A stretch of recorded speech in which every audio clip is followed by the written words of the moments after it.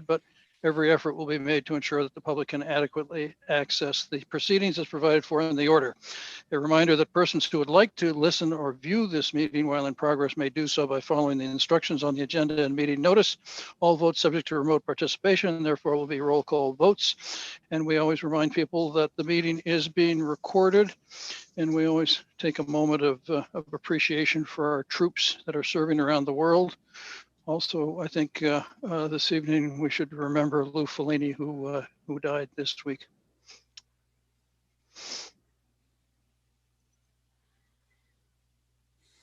Thank you.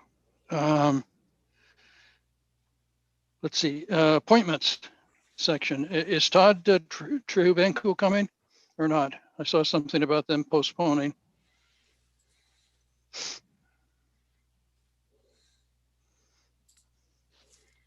I hadn't heard anything about him postponing this. This was just the request for the acceptance of the mass development. Hi, Todd. Good evening. Hey, Todd. Thanks for coming. Okay, I'm here. So it says you've got a memorandum of agreement. You're the chair of the Medfield State Hospital Development Committee, and you're requesting approval of two things: memorandum of agreement with Mass Development for $50,000 in technical assistance funds, and contract agreement for Peregrine Urban Initiative for the consulting services for that money. Right. So just as a reminder,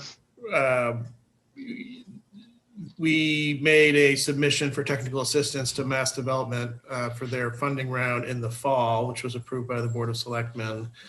And we ultimately were selected by Mass Development for up to $50,000 to support the redevelopment planning and effort up at the state hospital. So what you have now in front of you for review and approval is their contract, the Mass Development contract with the town, which provides for Mass Development to spend up to $50,000 on their consultant, what they like to call a house doctor, which is a Peregrine group, on defined tasks that the committee fleshed out with Mass Development and Peregrine in support of the kind of phase 2 of the RFP effort. And then I guess I'll just say related to that, you know, in the first phase, which we had done a procurement in the fall and up to $50,000, and that's paid for with funds previously allocated at town meeting for the hospital. You know, over time it became clear that some of the dollars that were anticipated to be spent in that phase really were more appropriate, specifically with sub-consultants on things like traffic for phase 2. And one of the tasks that was in phase 2, which was finishing the RFP, was really made more sense to include that in phase 1. So you also have a contract amendment for Peregrine Urban Initiative, which was our consultant for the RFP development, that accomplishes the modification of that scope to finish the RFP and to remove the contracting piece, because that will now be handled under the Mass Development scope in that MOA. Okay, thank you, Todd. Questions and comments? Gus, do you want to start? No questions. I thought Todd did a great job of explaining it. Thank you. Mike, any questions or comments? No, I had neither questions nor comments. I don't either. So do we have a request, a motion? Sorry. So I would move, we're covering both of them, both the contract and the memorandum of agreement. Sure. We're good on that? Okay. I would move that we approve and authorize whoever needs to sign it to enter into and sign the memorandum of agreement with Mass Development for $50,000 in technical assistance funding, and the contract amendment with Peregrine Urban Initiative for consultant services. And before I second that, I'll just for the record ask for some clarification to Mike's question on whoever needs to sign it. This one, It's listed as the chair to sign. Chair, I thought it was Pete. Yeah. So there. Okay. So with Pete as the signing official, second. Mr. Peterson. Yep. Mr. Murphy. Aye. And Mr. Marcucci, aye. Thank you, Todd. There you Anything go. else? Thanks, Morris? Todd. Thanks, Todd. Thank you. Enjoy your evening. Thanks for leading the effort for the town. Okay. See you next week. Okay.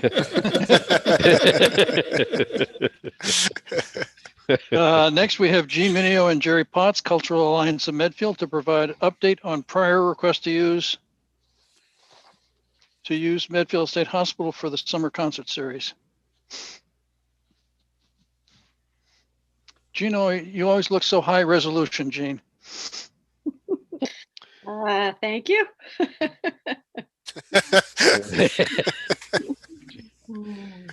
And her ability to just stand stock still like that for like hours on end is. Like those performers in the park. Hi, Gene. Hi, Jerry. Thanks for coming. Ready? And she looks high definition. I'm low definition. So that's What that's are our those? yin and yang. Are those Viking war shields or something behind you on this No, one, Gene? not Viking Wars. They look like. It is the Jim Dine sculpture at the decor of a museum. Come on, you guys. Okay. We're taking this chapel by force. There you go.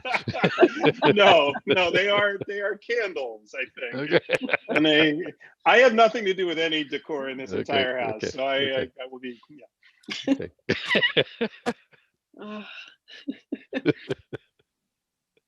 You're on mute, Jerry. yeah, that's because something was loud in the background. So in keeping with Todd's under 5 minutes to get $50,000, we'll move it pretty quickly. When we had last chatted, we were trying to do a music series of a fairly large scale. And we ran into two major issues on the cost side of it, which we understood was going to be a potential issue, on our side of it, of taking any financial risk. The numbers were somewhere in the 15 to 20,000 just to break even for a large sound system. That, coupled with the fact that we still have no idea what's going to happen with COVID, put us a little bit, behind. So where we are pivoting to is a more flexible, smaller series of events. We are working with Club Passim in Cambridge to get some smaller acts. And the intention now is we would actually do it at the chapel. So we would use the space, the open space there, with the idea that we have a lot more flexibility with the kind of support that we would be using. A PA system is relatively cheap for a much smaller space. It would be at the chapel. We would have sort of that whole contained area. Passim is looking at the types of acts that would be, smaller in scope, but still would bring some live music up there. So there's less financial risk there with the uncertainty. So the expectation is we will confirm on this, but I know you wanted to get a sense because you have requests that are coming in for the large space up front. We will not be using that certainly until we're making a request anytime until later in the fall, September and October at the earliest. And then the only thing that may be coming up, which is just kind of a notification, is on May 15 or 16, June 12 and 13, and July 17 and 18. Those weekends, we're trying to work with Passim to do smaller music event at the chapel. Still totally up in the air with what's going to happen with COVID, but at least there's no financial risk to the, to CAM, and it's a more manageable way to sort of crawl, walk, run, as opposed to trying to do some big events. So still moving ahead on it. We still think it's possible that we can get some good live music up there, but we're gonna pass on any claim to dates on the front so you can book some revenue. All right, thank you. Anything? Just a quick question. So in the original plan, you were thinking about putting a stage up there and possibly having it all summer and possibly even having it available for other things that might be able to use the stage.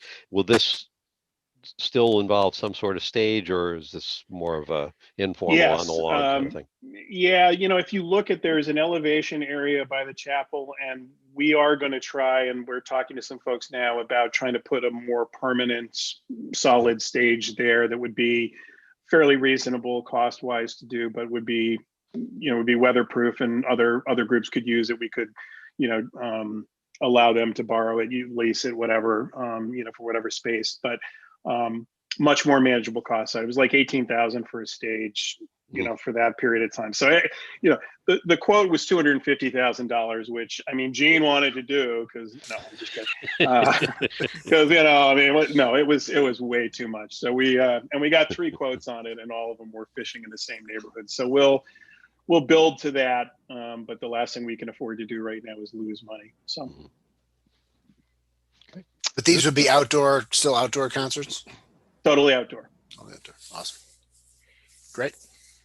So optimistic on those. Passine is very excited about it, and they're on it for the booking. And so I think we can still make some good things happen up there in a COVID-friendly, ramped up way. Mm-hmm. That was it. We just wanted to close the loop because you guys wanted us to get back to you on the dates. Yep. Appreciate that. Yeah, thanks. Yep. Thanks, Jerry and Gene. Did you want anything more than our just knowing the update tonight, or? No, I mean, Christine had mentioned to let you know, if because you have folks that are interested, we just wanted to get back and close it, that those dates are free. And if we come into the fall and, you know, we have better information and vaccines are flowing like vaccines, you know, and we can do something there, then we'll try to gear up for that. But we'll work around whatever is booked at that time. Boy, Okay. Jerry, you Great. surprised me, Jerry. The chair of the Board of Selectmen says, "Is there anything else you need from us?" And you didn't start off by saying, "How much did you have in mind?" We'll be back. Okay. We're just laying the no. This is the worst time to ask for Okay. anything. Well, so, it is. Yeah, but we just want joy and mirth, Gus. it was just Joy such and a mirth. wide opening there. I know. It was a knee-jerk reaction from me in the chair. Especially with the Viking stuff behind me. Yeah. I should, I assume that was a shotgun blast on your wall there that I see. well, you know, there are some meetings that we've caused some problems. That's right. So anyway, that's it. Thanks, All Sarah. right. Thank Thank you, you, guys. Jerry. Thank you, Thanks a lot. Gene. Take care. Take care. Let's see, next we have Coolidge Corner Theater, Mark Anastasio, to request use of the Medfield State Hospital for drive-in movie theater.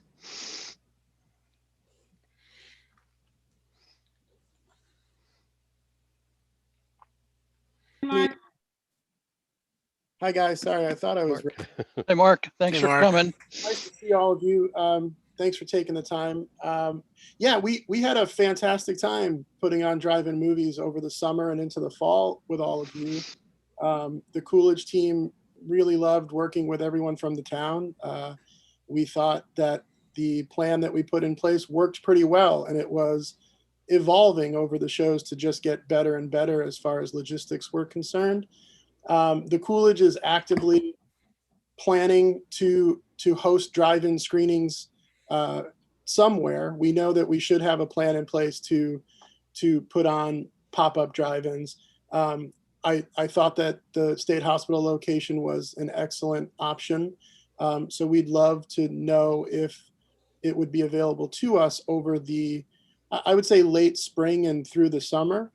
I had sent Christine some very temporary placeholder dates, but the idea would be, if it worked, to be back with you a couple weekends per month.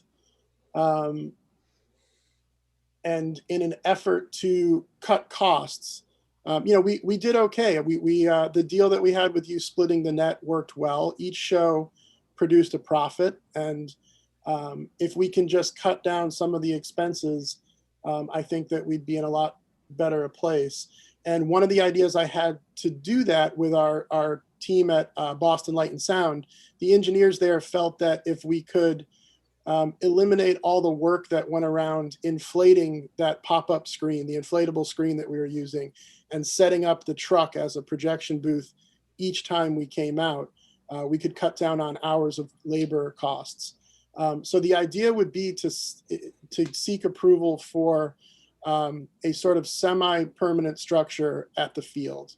What Boston Light and Sound has done very effectively is they've constructed a screen surface out of using stacked shipping containers, just stacked shipping containers 3 high that are rigged securely, the same types of containers that you'd see on ships. I know that sounds kind of ugly, but it would be covered by a giant 40-foot screen, which is the same size screen that we were using all last summer. That material would be, it would be more of like a billboard vinyl material, so it wouldn't be so expensive. And I don't know if it got back to you that we did lose one show completely due to a gust of wind that just tore the inflatable screen all to shreds. And there were some screenings where, you know, it is very windy up there. And there were some shows where it was dodgy. We didn't know if we'd be able to proceed. So this would eliminate the possibility of show cancellations. It would eliminate a ton of labor cost if we could just sort of have a structure that could be put in place for the summer and then easily removed. I had asked for designs and drawings of what that would look like to be done, and those are in progress. I don't have anything more than like, it's just above a napkin drawing of what this would look like now. But I can get more professional to scale designs to you to show you what that would be like. And the projection system itself would be housed in just a 4th shipping container as opposed to the box truck that we were using. So that is something that could be closed and locked at the end of each night. It would be very secure. And that's the idea. We would hope to be there, you know, a couple weekends per month. It's also cost effective to do them on consecutive weekends. We were able to save money with a lot of the rental equipment that way. So, you know, a couple weekends a month through, I think what I sent to Christine was like June through September. Depending on what's happening, we might like to try something in May as well. But I also need to see a cost proposal from Boston Light and Sound to see what all this would entail. So I just wanted to first talk to all of you about how that sounds, and button up any questions or concerns that you might have. Okay, Mark, thank you.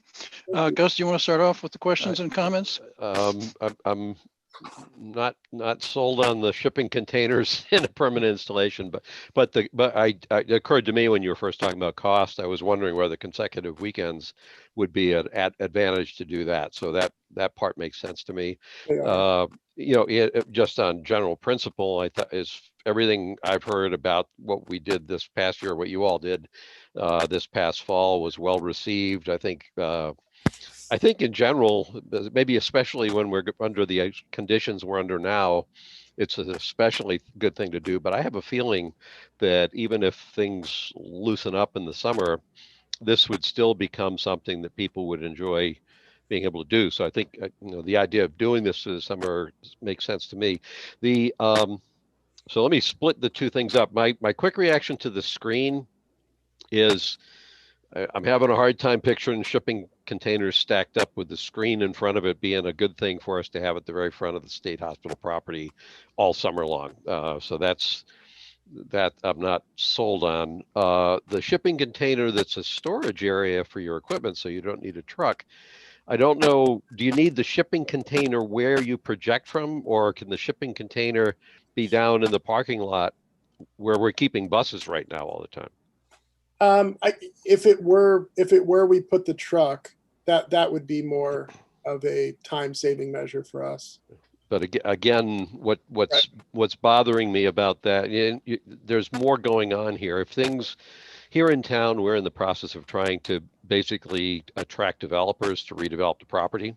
Right. The RFP is going to be going out, should be going out in March. Responses will be coming in June, and we'll be having interviews in July. So the idea of plunking a bunch of shipping containers at the very front of the property that we're trying to get developers to be excited about developing doesn't sound like the best marketing approach to me. So that's more than just, in general, I don't like the aesthetics from what it sounds like, but that's another added factor in thinking about that. The other question, so let me turn to the screen for a minute. I think if you can get a sturdy screen that can handle the weather more, I'm not opposed in principle to keeping the screen up, except, Christine, you might, the only likely thing if we are normal next summer that I think we would definitely see is the car show. And I'm kind of torn between, well, for all I know, the car show might like a screen for something, I don't know, but the point is, even though you might not use it every weekend, does the fact it's set up like a drive-in movie theater at the very front of the state hospital property all summer long make it less attractive for other people who might want to use it for other purposes? It's easier for me to picture keeping a screen up for the 2 consecutive weekends that you have. Taking it down that might call for a different kind of design where you could easily erect it and take it down. I'm picturing a frame with guy wires as opposed to 3 shipping containers as being a viable way of maybe getting there. I guess what I'm saying is I agree in principle for what you're trying to do. I think it was a great thing this fall. I'd like to see us do it again. I have some apprehensions from an aesthetic standpoint about putting shipping containers at the front of this property all summer long. Secondarily, I have some concerns about the screen being up all summer long, but I wouldn't have any concerns about leaving the screen up for 2 consecutive weekends to save cost in that sense. So that's all subject to learning more about this whole thing, but that would be my first reaction. Yeah, that's stuff I can work with. And who knows, I can also ask about, I mean, maybe we can address the aesthetic issues. Mhm. There could be, it could be dressed to look more like a proper movie screen and less like a stack of containers. I totally understand. Right. Okay. Yep. That's all I have. Thanks, Gus. Mike, any? Yeah, so on the aesthetic point, I think I'd just like to think more about that and get some input maybe from the development committee folks and their consultant as to whether or not it would make a difference. I mean, I get Gus's point on that. I could also see them saying the developer is going to be picturing what it's like without the screen and it won't interfere with it. I think as to the car show and other stuff, as long as it can peaceably coexist with other activities up there, I'm not opposed to it in principle. I can understand how it would make your life easier. It would make the net return better, which is good for the town too. If there's, if these are more successful and there's more of them. I agree with Gus. I think this will still be of interest. It may be even of more interest, and people don't have to lock themselves in their car and they can set up a picnic blanket and like walk around and talk to people before the movie and socialize. So that's fine with that. I think it kind of goes without saying, but I'll say it because otherwise Sorrel will unmute on this. Obviously, whatever agreement would happen, the town couldn't have any liability if the screen falls over on somebody or somebody breaks in and tries to steal the equipment. I mean, everything's got to be covered by your insurance for while the stuff is up there. I would imagine that the shipping containers are pretty sturdy and are unlikely to be tampered with, but who knows? So that would be a piece of it. But in general, I think I agree with Gus. My initial reaction on the aesthetics, I'm probably a little less worried about that than Gus is. I could see it as being something that people got used to. It sounds like it'd be pretty clear what it is, and that it's a movie screen, and that there's a movie screen out there on the lawn, and I don't know which way that cuts. I guess everyone has their own view of what looks nice and what doesn't. But I would want to get some more input from the Buildings and Ground Committee, Development Committee, just to think through that aesthetic piece. But I think it's a great idea. I think it was incredibly well received. It's good for our restaurants and food trucks who can get up there and set up and have people around. And I think it's a great idea. So hopefully we can figure out some of those details and make it happen.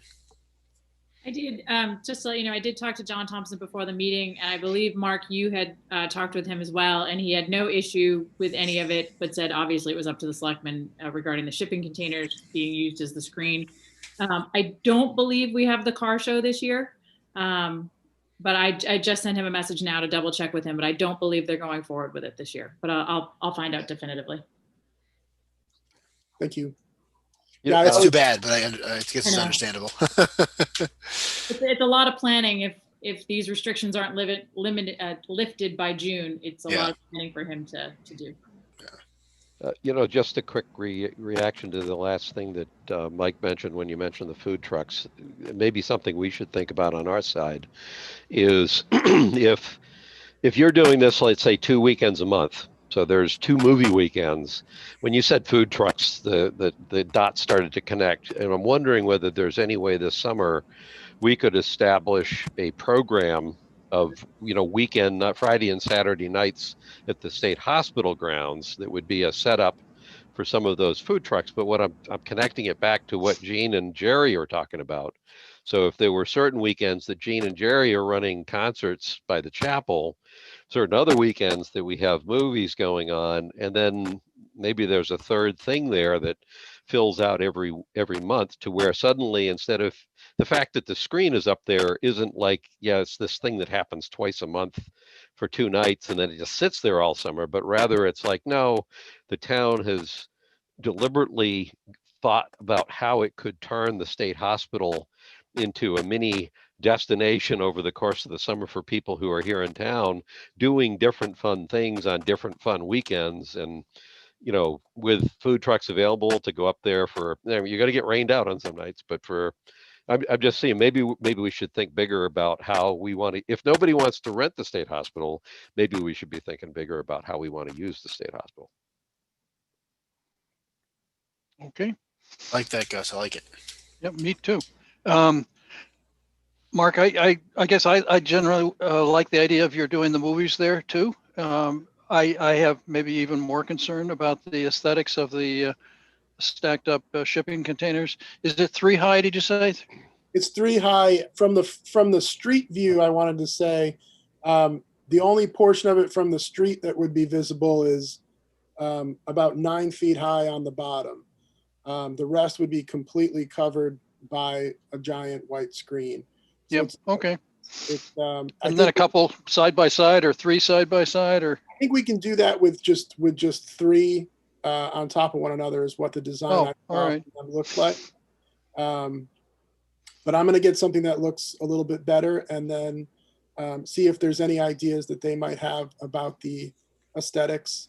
I know that we could probably easily cover it with some sort of all-weather draping, so that it might look just like a black box with a screen on it, as opposed to, but I don't know if that's any prettier. So that was going to be my suggestion to you, is to somehow try to make it look like art somehow. Sure. The woman that preceded you, Jean Mineo, used to run the Newton Art Center, and she ran a sculpture studio in Boston too, actually. So I kept talking to her about how do we get some public art in Medfield. When the companies were going to the ZBA to put up the cell tower that we have along Route 27, I asked the ZBA to make them install public art in the downtown in exchange for getting permitted for their ugly cell tower but the ZBA didn't go for that, unfortunately. So, but yeah, if you could make it look interesting, I think that would assuage me certainly a lot. I think that a lot of the people that use it are going to be concerned at the change, is what I'm thinking. Okay. But I'll come back with some ideas for sure.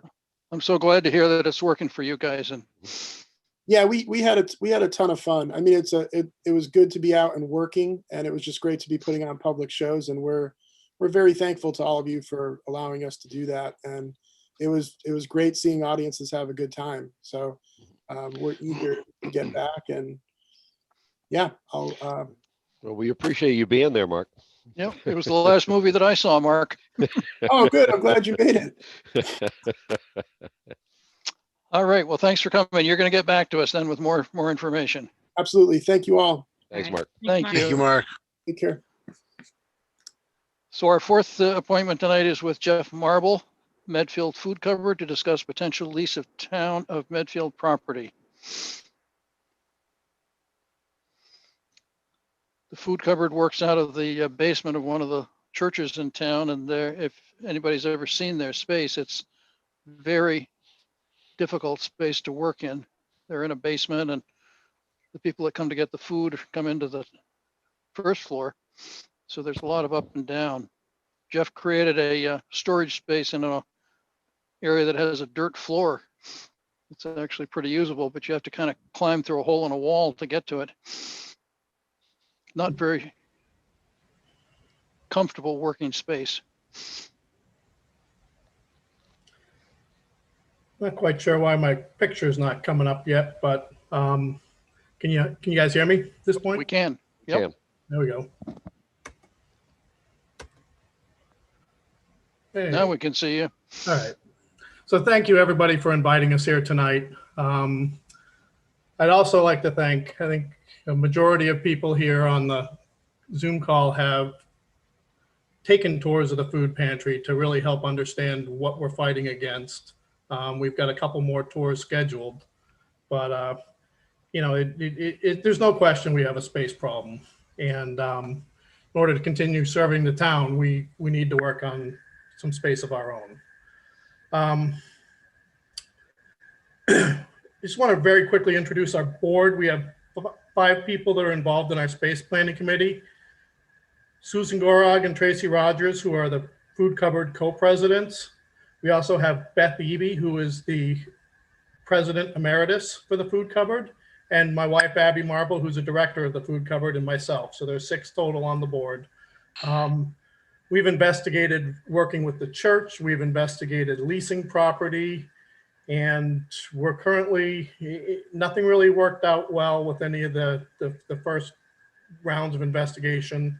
Our hope is to find a piece of town-owned property where the town would lease us the land and we could build a privately funded food pantry building. I just want to very quickly where the food pantry is today. We're serving 88 clients, which represent 228 people. We're up on our served clients, we're up 27% over the course from January to January, 2020 to 2021. In addition to that increase in clients, we have had a number of families who we have served for 3 or 4 distributions, and they have said, thanks, we're back on track, we don't need help anymore. So we've touched a lot more families than it seems. And we're also having a much higher percentage of attendance than we've ever had. Typically we would run 60, 70% attendance, and now we're running over 90% attendance. So our increases are way up across the board. Right now we're serving 1.9% of Medfield's population. And everybody that looks at that number says, really? And it picks up a calculator and runs the number. 228 people is 1.9% of 12,000, which is our our approximate population right now. To give you some scope, everything runs out of the basement of the UCC church, and we're currently distributing between 12 and 15,000 pounds of food a month from the basement. So everything gets carried down to be stored, everything gets carried up to be distributed. We distribute twice a week, and our food is going to our clients either by delivery or they come curbside to pick up in the Bank of America parking lot. As Pete said when I was introduced, our goal is to get a piece of town-owned land to build our own facility on.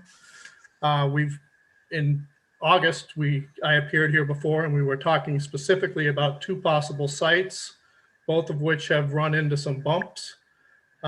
We talked about siting at the wastewater treatment plant as the animal shelter is sited. We also talked about siting on the corner of the landfill property that kind of fits in between West Street and the railroad tracks. And despite our Medfield Food Cupboard Board of Directors being in favor of any site that we've discussed so far, there are some objections to some of those 2 sites. I think one is a state issue, and the wastewater treatment plant that's just straight up the optics of locating the food cupboard at the wastewater treatment plant in the corner of town.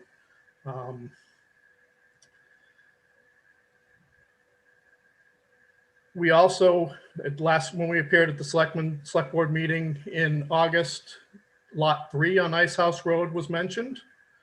Lot 3, I did a little investigating. It's quite a large lot, and it seems crazy to be taking that off of potential town tax base to dedicate to a food pantry. The thought that we had to kind of help appease that thought, if we were to pursue that lot, would be to kind of try to develop a possible social service campus where we would co-locate with, for example, Medfield Outreach, possibly group homes. I'm not quite sure what what some of these ideas would be, but it would be certainly a little more complicated because we would be working with our own building that's privately funded, along with other buildings that are town or even state funded. So that gets a little messy. And the final one is locating an independent building on the property where the center is located at 1 Ice House Road. And, you know, we met with, Abby and I met with Roberta in, I guess it was summertime, because we certainly met outside, and kind of discussed our different issues that we brought to this. And we definitely decided that this needs to be independent spaces. You know, we can't kind of share a building or anything like that. You know, sharing parking lot or access road or whatever is fine. I came back from that meeting and I took a good hard look at the different property maps, and there's a lot of space in the corner of that lot where the center is located. And now I'm talking the corner of the lot that's closest to the abandoned railroad tracks, West Mill Street, and ultimately Harding Street. So, so that's where we are today. I have a couple of snapshots of the town GIS maps that show what that parcel looks like. And I also have a snapshot from a Google map that shows an approximation of what a potential food covered building and 12 parking space would look like on that lot. So if that's, you know, if you guys are interested in seeing that, we can share screens and I can show them to you. Sure, please. Ultimately, we're looking at a 2,000 to 3,000 square foot building, a simple building, a 1-floor building, a Morton building or a Butler building is something that comes to mind when we've been discussing this. So if you go ahead and put me up on screen sharing, I can. You should be all set, Jeff. You can do it.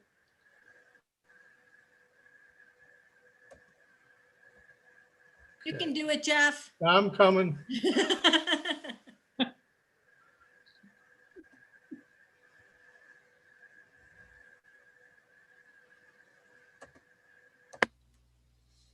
Okay, this is, can you see the map of the Yes. center lot? Yep. Okay, this is from the town's GIS software. I took a map out of it and I put wetlands in the map so we could see if wetlands affected this at all. And the only wetlands don't come into that lot at all.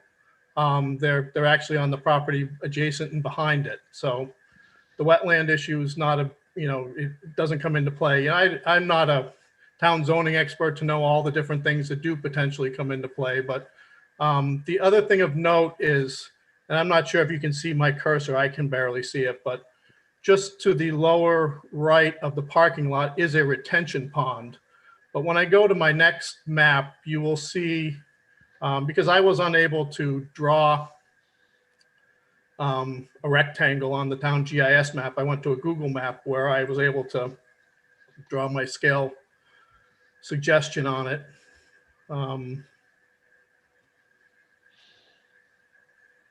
Jeff, would the access to this thing be through the COA parking lot? How do you get there? My initial thoughts would that we could possibly come off the back corner of the parking lot, but it's also an option to come straight off of Ice House Road. We would have to bring in utilities, which I'm sure are coming from Ice House Road anyways. So, you know, to have to put in a driveway from Ice House Road is not as horrible. Certainly not inexpensive, but it's not as horrible as it sounds, knowing that you have to bring utilities in somehow. So anyways, the blue rectangle that I have sits within the property lines, and it represents an 1,800. Jeff, we're not seeing a blue rectangle. You didn't We're change still, the screen. we're still on the first slide. I think you have to, yeah, I think you have to stop sharing and then share the next thing you want to Okay, share. thank you, Gus. Learned that one the hard way.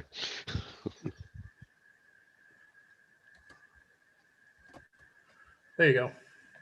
Got it? Hmm. Okay.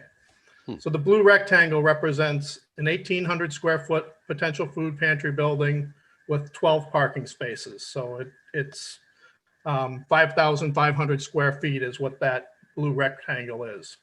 And as you can see, it fits very comfortably in that portion of the lot back there. And again, I don't know what setbacks are going to apply and how the zoning all works and things like that. I just, the goal here was to just see if there is some kind of space there.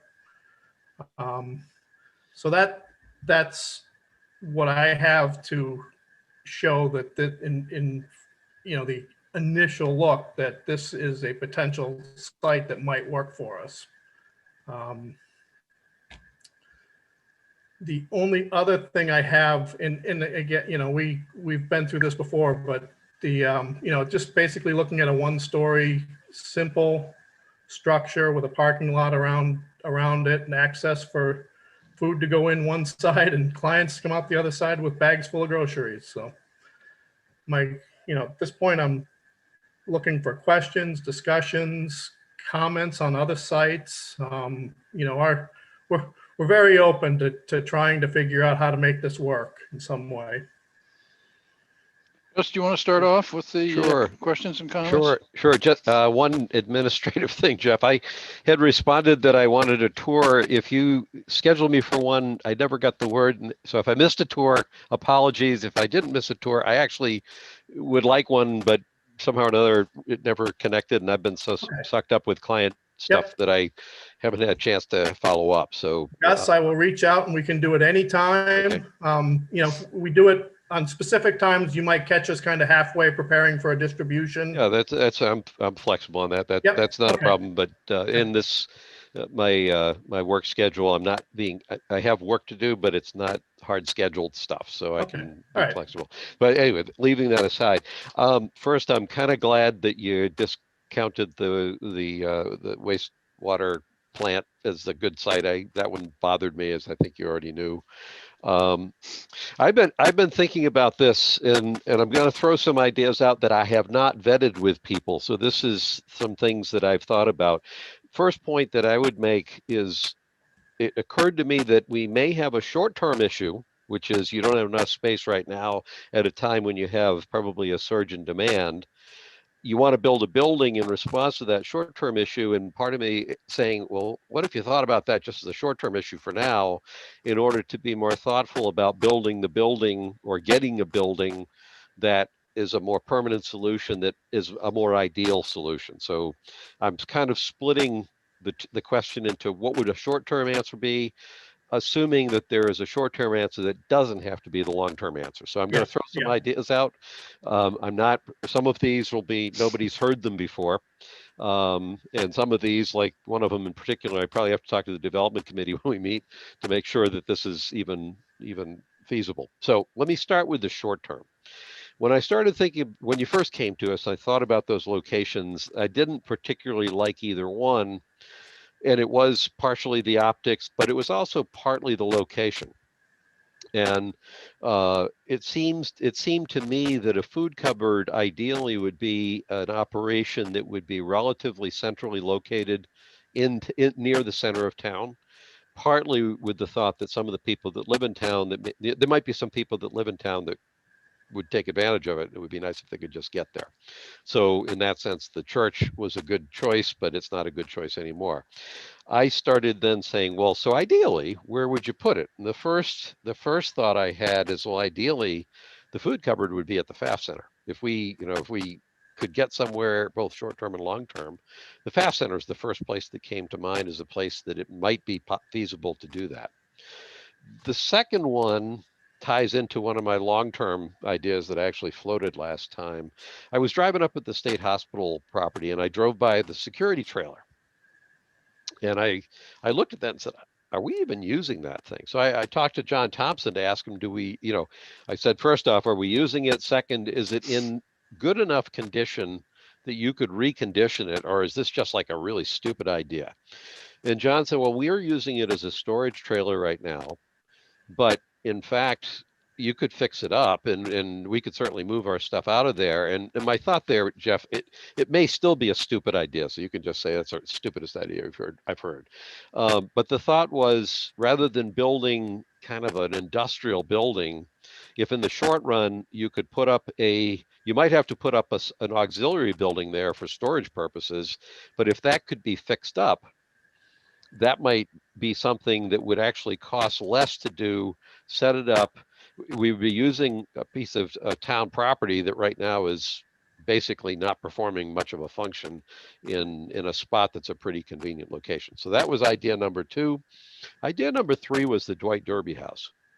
And this is the one I don't think any of you have heard. And what caused me to think about that was I kind of went through the drill of what are some central locations that the food cupboard could be at.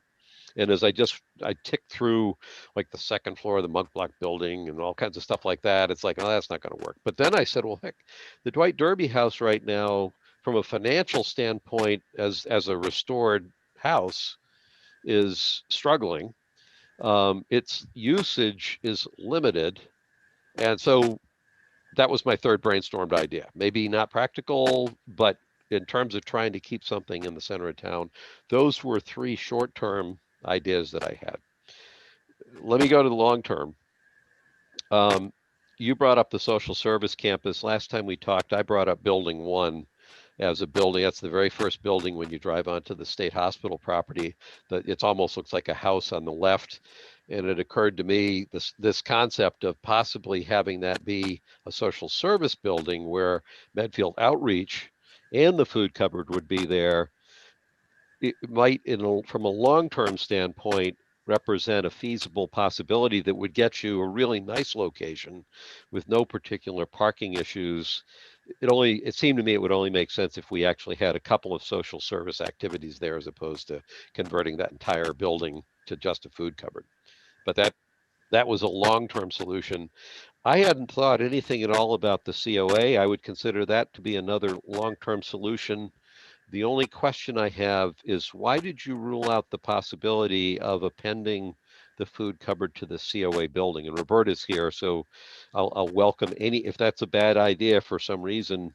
I just look at that plot. I look at the site right here and I'm saying, well, is there no way you could just expand the COA building to allow this to happen and possibly be able to provide, to get some greater synergy out of that? So I'm just curious why that was ruled out as a possibility.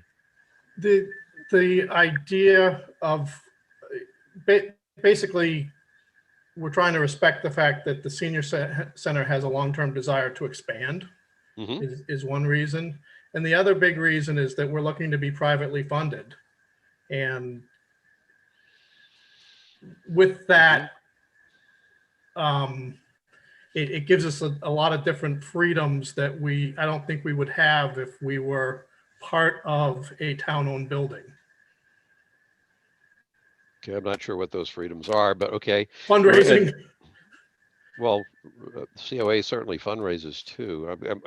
Mark may weigh in with some legal reason why this can't happen. Roberta, I'm thinking of the other side of the side near the Hinckley property where you have that overloaded shed. And I'm saying, go ahead, you're on mute right now, Roberta, but still on mute. Yep, there we go. Yep. So let me just say that Jeff, Abby, and I did meet, as he said, during the summer, and together, the 3 of us after the meeting, when we talked about like the programs that the senior center has and what they want to do, we just didn't think, I think we agreed on it, that it just really wasn't, to have shared space wasn't something that either one of us wanted. I have to say, since that meeting during the summer, yesterday was the first time that I heard that the food cupboard was considering a piece of property, a piece of the COA property. So my board basically has no knowledge of this. I did call my board chairman, Bob Heald, and mention it to him. And I don't know if he's on. I gave him the link. I asked him to be on just to listen and in case he had anything to add. So you talk about the side of the Hinckley property, that's where we're proposing, and we have talked to you about this, building our garage, and things somewhat slowed down on that process during this whole past year, but we are soon to have, actually, our goal was to get a price about what it would cost to build the garage. Our friends group, of course, Fosse, is the fundraising arm of the Council on Aging. The Council on Aging legally cannot fundraise, and Fosse does that for us. So that piece of property is where we had the site engineer do his work, and that's what we're proposing for the garage, that area. But there's a lot of space over there, and so I suppose that could be looked at. Also, because like I said to Jeff when I heard about this last night, is that I do remember when we were building the building, and there is ledge. There's a lot of ledge past the flagpole, and you can actually see it coming up through the ground. So that would be one problem over there, and I'm sure there would be testing before anything was decided on, actually. And Roberta, just another question on if the corner of the parking lot as you're entering, in other words, if a driveway extended off the corner of the parking lot to where Jeff had the blue square, because that would be the shortest connection and the least complicated in terms of impact on Ice House Road. Is that something that's objectionable if you were to do that, or is that feasible? So again, I just learned about this yesterday, so it's still something to, my board needs to consider and think about, and obviously vote on, like we did when we gave that wedge of land to the Hinckley property. We obviously can't take away any parking spaces. I heard that when we were proposing our garage, you can't take away parking spaces, so that would be so I think it's a little premature to say, but I mean, someone could figure that out and propose it for sure. Okay. So anyway, Jeff, I didn't have firm positions. I just, those ideas, I've been thinking about you guys for a while here, and those were the ideas that popped into my head. Thank you, Gus. Mike, do you want to make your comments? So I don't have too many. I think I appreciate Gus having a list of possibilities here. I think that I think in concept, I don't have a conceptual problem with the idea of being on some portion of that COA property. It did look to me anyway that at least where you'd put the rectangle was kind of far away. And so I was kind of wondering whether, and I don't know what the topography is like, if you were going to be kind of that far away from the building, if you'd be better off just being closer to Ice House Road. In other words, kind of down, because I think if you're bringing utilities in, the longer they have to go, the more expensive it is. Yeah. And so there's a big retention pond in there. Okay. Because that's what I said. I can't picture the topography, but that was my only thought. I'm looking at it. It just seemed like you'd be adding it to put it back over there, and then in thinking long term, you wouldn't want to box in whatever addition you might put on the COA building either, in whichever direction that would go in. And I think I had kind of hoped there would be a way to work out kind of some sharing here that would get more space for the COA, and that could also work for you. It sounds like that's not going to work, which is unfortunate, but sometimes that's the case. So I think each of Gus's ideas is worth pursuing. I mean, he mentions the FAF Center as a possibility. I think obviously in the long run, there's going to be change over there. If the new school ends up being built on Elm Street, we will have the Dale Street building there. And probably, at least in the first instance, it'll remain the building as it is, with the potential for maybe Parks and Rec to move in there. I think the FAF Center's next renovation is going to be its removal. And so, again, that's not something that can be done immediately.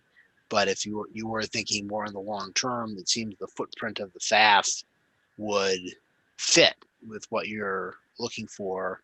And obviously the footprint of the Dale Street school building fits more with Parks and Rec's goals. Obviously that's a couple of years away on both counts, and there's a number of things that have to happen between now and then. But I think to Gus's point of thinking long term, I would think that assuming the school gets built on Elm Street, that in the long run, if the Parks and Rec were in the Dale Street building and then eventually in a remodeled building there at some point along the way, and you were located in the footprint of the FAF, that might be the best of all worlds for everybody in terms of how centrally located it is. But again, that would be, even if the FAF were to be raised, when the school moves and the Parks and Rec can move next door, that would be the fall of 2024. And so, you'd be looking at starting construction then. That may be too far off, but I think we should keep looking at these other sites. I think maybe it's worth a little bit more of a discussion, perhaps just with the expertise of the Permanent Planning and Building Committee with respect to the COA site. If there is a spot on there, that would be ideal. I recall the ledge issues as well with that construction as being a problem potentially. And I am sensitive to wanting to preserve the possibility for expansion. And we own a lot of the town owns a lot of the land over there. So I think some of those yellow lines also abut to other town properties. So there may be pieces of two town parcels that could be useful to you. Because I guess the other possibility, and again, this depends on what happens with the Hinckley South side, is whether there's something on that far side kind of that could work for you as well, kind of between the Council on Aging parking lot and the Hinckley property. Again, not being able to precisely picture the topography, but I'm open to all of these possibilities. I think I'd like to find something that works, and in both the short term and the long run. I would say I hadn't thought of the Dwight Derby house at all, and again, I don't know. I think that's an interesting possibility. It's obviously a town-owned building. I don't know how and whether the food cover can coexist with the occasional events that they have there and the other goals that the Friends of the Dwight Derby House have for that building. But it's not getting a lot of use from the town standpoint, and it does need some work. So I think that's at least worth a consideration and evaluation as well. From your standpoint, Jeff, timing wise, recognizing that there's a fair amount of work to be done on any of these sites. I mean, obviously you'd like to be moving ahead, but from our end and whatever additional due diligence we need to do, what do you see as the schedule for us to try to complete that? We're existing where we are with accommodations. We changed our strategies with COVID, and instead of allowing the clients to come in and pick through and shop for food, we put it in a bag and deliver it to their car. And we've pretty much decided within our space, that's pretty much how we're going to have to stay operating. And so I believe that we could survive where we are for a while, except we are wholly dependent on the Bank of America parking lot. And if we were to lose that, if Bank of America were to decide they don't want to branch there anymore, and that lot became, the next Starbucks, as example, we would lose access to that lot, and we are in trouble very quickly. And so there isn't a huge need for a short-term space at the moment, assuming that we stay with access, assuming the church continues to host us and assuming the bank doesn't change their willingness to share their parking lot after hours. If that happened, we'd have to do something very quick. And that the parking would be the very first problem with the Dwight Derby house, is that, we need parking. We need places where people can pull up and we can deliver groceries to. We need places where volunteers can park. And the other thing is we're currently storing 4 to 6 distributions worth of food. And that is really rough numbers, about 30,000 plus pounds worth of food. So I'm not sure how the Dwight Derby house would do with that kind of a load stored within an older building. That's a lot of weight. Yeah. So, you know, we're looking for a place where we can put the food on a cart and roll it somewhere and kind of, you know, use a little bit, you know, solid concrete floors where we can use some material handling equipment. You know, our ultimate goal is to kind of up our game a little bit with whatever move we do. But again, if we have to react and move, to be honest with you, Gus planted, I think what's probably the most rational seed is and I'll kind of play off his idea, but big construction sites, they put together 3 or 4 of those portable office trailers and make them into one big building. And that could be our food pantry for a short-term kind of need, you know? So there is a, you know, knowing that there's space at the state hospital and, you know, we would need some space, you know? So, but we're well aware that this is a long-term play. You know, we've talked kind of a 2 to 3 year window, and we know, you know, we understand that's where we're at. This is not going to be easy. We really hope that this would be a privately funded building, which we believe would help expedite this whole process, you know, so we don't have to go through town approvals, you know, what are we going to do with this building? What are we going to do with that building? You know, that was one of our hopes at kind of cutting the cost or cutting the time of the whole thing. So anyways, that's where we are. And certainly understand the desire to move carefully. And also the fact that, you know, this is a big surprise to the COA people that, you know, here we are on your doorstep looking to take. Our hope in the long run is that there's some benefit both to the seniors and the food cupboard of co-locating together. Also to kind of combine a couple things, you know, hopefully it would be helpful to the seniors to have us located there where we could utilize some of their transportation to get some of our clients to the facility. Talked about being centrally located. For many years, that was a desire for the food pantry, and we've really come away from that with the 40Bs spreading around town. Our client base is dispersed all around town. We have a number of clients at the park at this point, which, you know, that they're not walking anywhere.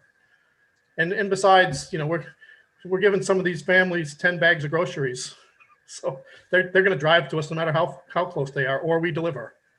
Right now we're delivering for 40% of our clients. So centrally located is not really important to us at this point. So. That's fair. Mike, anything further? Nope. Abby, do you want to ask a question, or are you? No, I was actually going to address the properties that Gus had brought up. One of the problems with the FAF Center is, you know, that's a terrible old building, and so I don't think we would want to inherit it. And it is one of our concerns, and one of the reasons why the building was set back so far from the Council on Aging is for discretionary purposes. We wanted to make sure that we, you know, we treated our clients respectfully and with some just be discreet about our services. And so being at the FAF Center is a very visible, there's no place to hide. I mean, there are no trees even there. So, and one of the things about, you know, the Medfield State Hospital property, you know, I know that we really want to entice a builder to come there, but if we're starting it off with, you know, a social services trailer, so to speak, I'm wondering, you know, how attractive would that be for the potential builder there. We also, when we met with Roberta, realized there's a huge synergy between us and between the Council on Aging. Many of our clients, I think, and Jeff, you have the stats in front of you, but I think that at least 40 of our 87 clients right now, I think are our senior citizens. And one of the things Roberta had mentioned to us is that she has many senior citizens who should be taking advantage of the food cupboard, but for reasons of personal pride, I suppose, they don't want to. But if it becomes a less stigmatized process and we are neighbors and they volunteer with us, I think that it might actually, it might really work very well to so that we can take care of our elderly as well. And you mentioned Dwight Derby House. That's got a lot of broken up little rooms, and we really, well, you haven't seen the food cupboard yet, but the food cupboard right now has a lot of broken up little rooms, and it's very hard for us to manage with a number of people working at the same time and with our clients.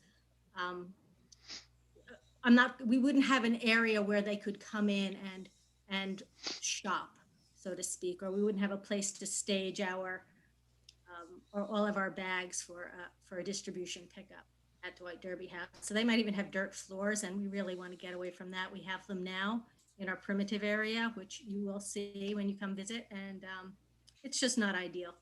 I love, Gus, that you're thinking about us, and that you're, if you come up with other ideas, please let us know. We've been thinking about this for a long time, so that's why I have some really quick pat answers.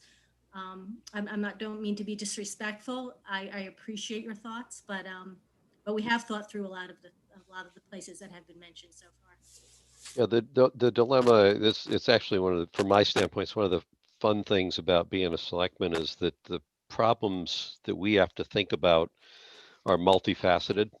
And so everybody wants one thing, but trying to figure out how that jigsaw puzzle piece fits into an overall puzzle that actually forms a picture is one of the things I personally enjoy about being on the Board of Selectmen. And where my ideas were partly coming from is we have more buildings that exist in this town than we need. And I'm counting all of the buildings at the state hospital when I say that. And so it always works out that when somebody has a particular purpose, the best answer is give me a clean piece of property and let me build exactly what I want.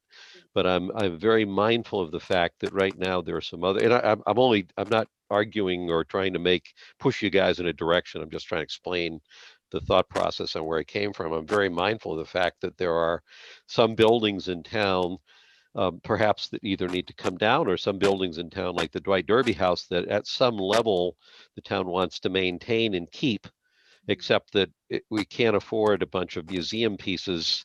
If the town is going to pay for it, we can't afford museum pieces. So if there's ways we can find to repurpose things that we have that we think are valuable in and of themselves, that's where I was coming on from that. The new idea for me was the comment about the COA, and Roberta, I'm not intending to put you under any pressure here, but if it should turn out that you all come in with a coherent plan that you all think is a good idea, that would, in my mind, I think, give me an answer that would be awfully easy for me to get on board with. So, Berta? yeah. So I have asked Jeff tomorrow we have a board meeting. And so Jeff is going to come and present like he did today to the board, because they have really no knowledge of this. So that's like our first step in the right direction. Mm-hmm. And I was going to say, Abby, picking up on what you talked about, but you had such a fabulous that COA participated in during the summer with the food distribution. So we're continuing that at the COA, and we've had as many, when you ended, we started it, and we've had as many as 40 people on Wednesdays between 12 and 1 come by and, outside pick up their food like you did during the summer. So it's very successful. Great. Happy to hear that. Mr. Chairman? Yes, Mr. Sorrell, please.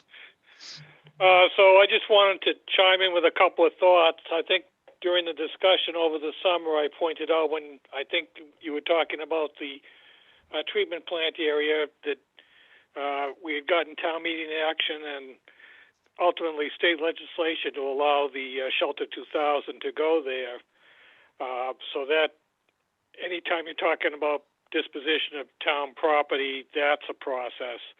In this case, what you're talking about with the COA, the land is specifically under COA's care, custody, and control. So as with the slice of land, they would first have to vote to make it that basically it's excess property for them, and they don't need it, and turn it back to the town. And then the town meeting would have to take action.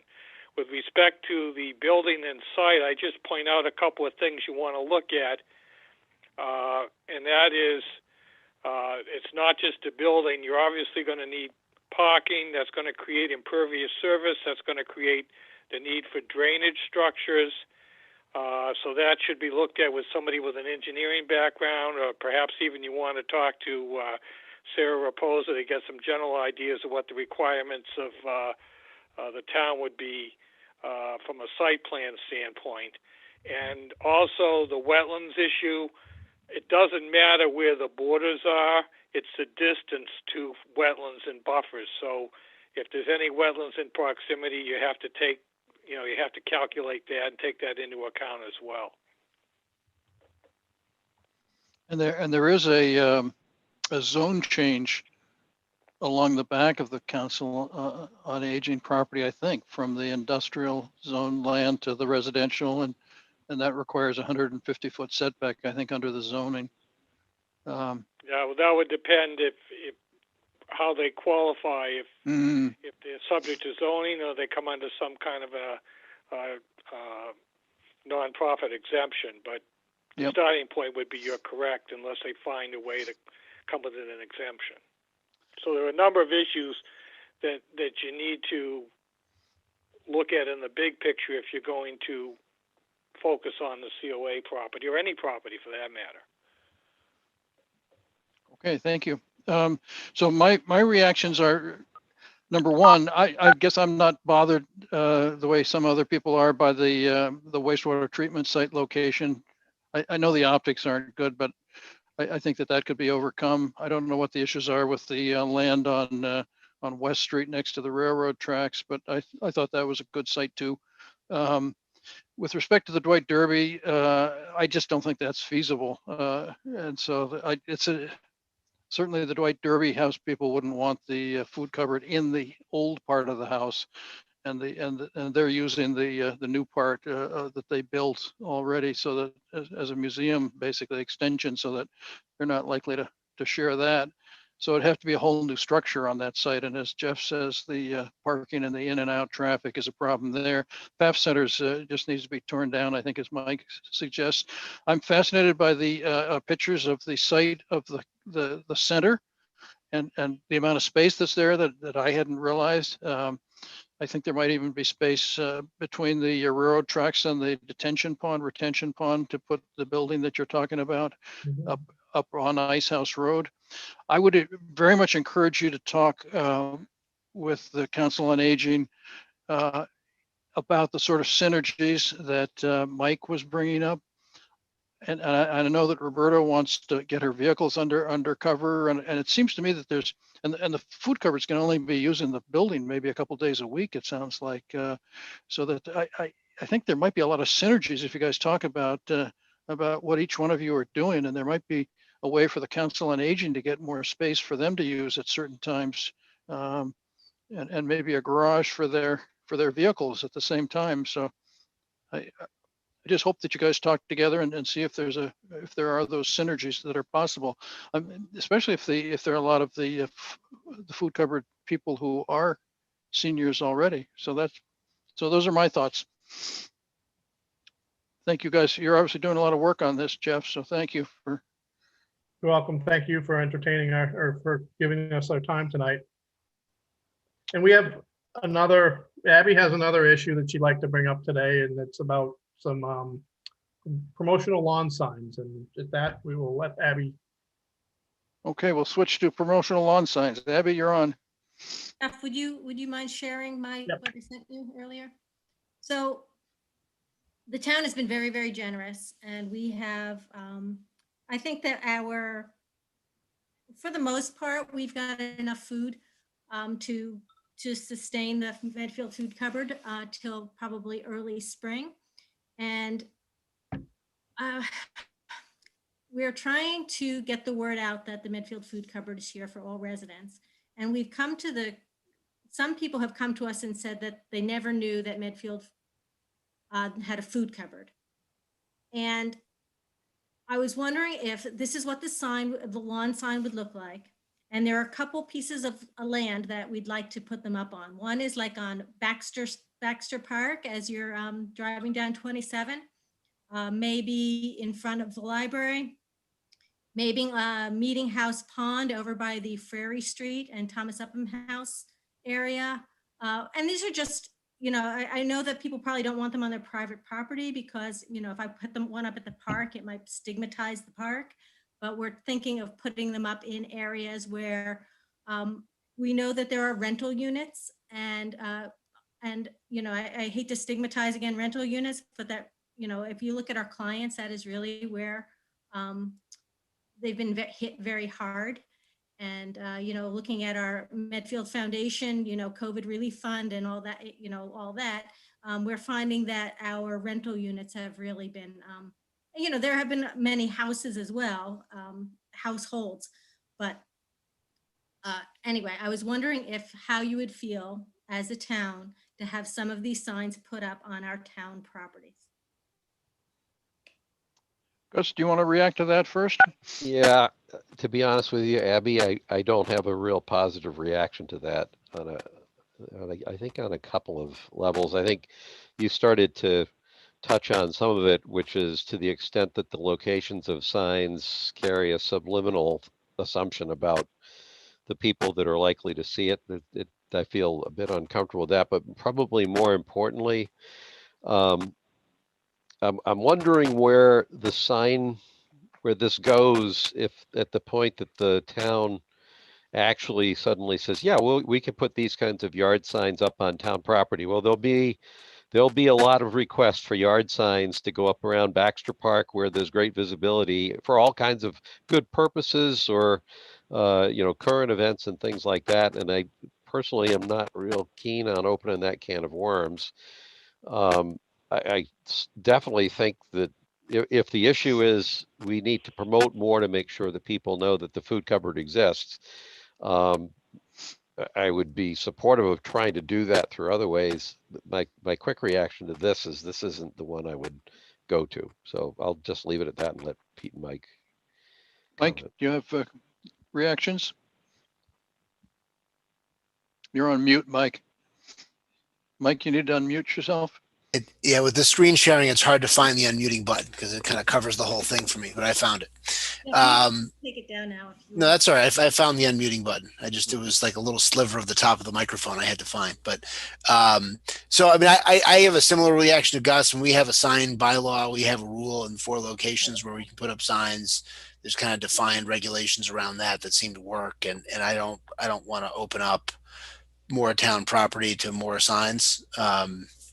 And as Mark would remind us, if we didn't bring it up, once you do that, you kind of, as a government actor, you're subject to the First Amendment and whatnot. And so there's all sorts of issues that come up and everything else. So, I mean, I certainly would be happy to put one up at my house. I mean, I don't know if other people wouldn't want to, but I think in terms of putting them up on the other town locations, I think we've done well with our current sign rules, and I wouldn't be inclined to deviate from those. Okay, so private homes is fine. We have no control over that. People want to put it up. Okay. They own their property and they can put them up. Roberta? Yep, go ahead. When Fosse has their yard sale, we have those yard signs also, and we just ask participants at the center or people who work the center if we can put it up in their yards, and they do, and that works fine.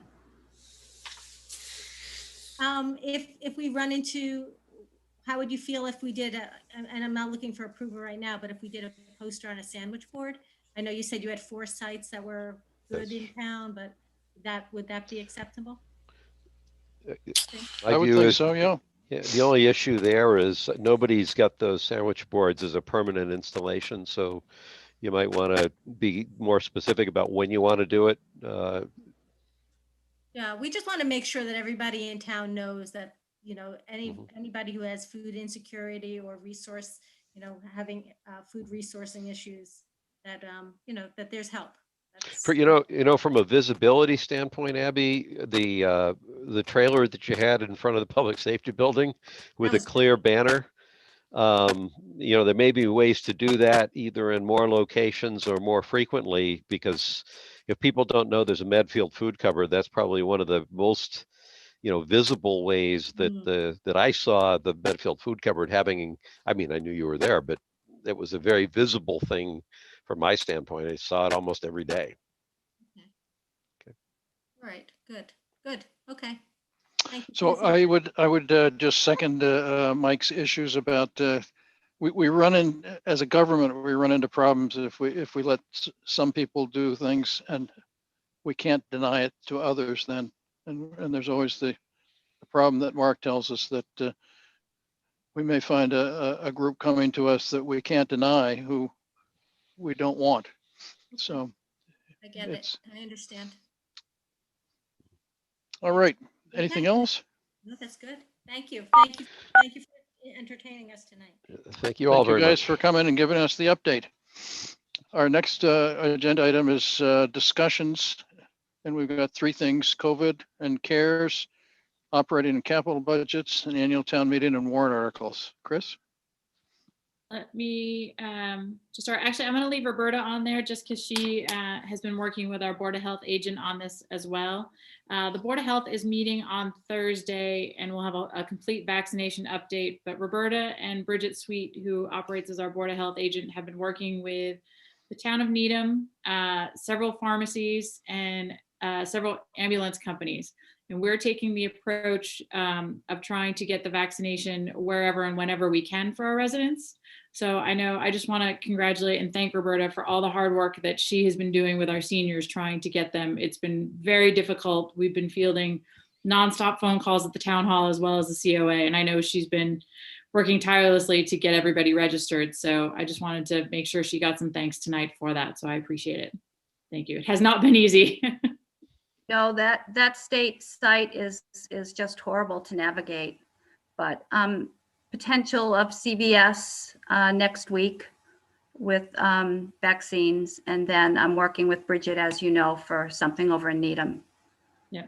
So we're just trying, I just want all of our residents to know that are watching that we're just trying every possible avenue to either provide it in Medfield through a third party or through a partnering town. And then the Gillette Stadium is also available as well. Yeah. Thank you, Okay. Roberta. Yep. Welcome.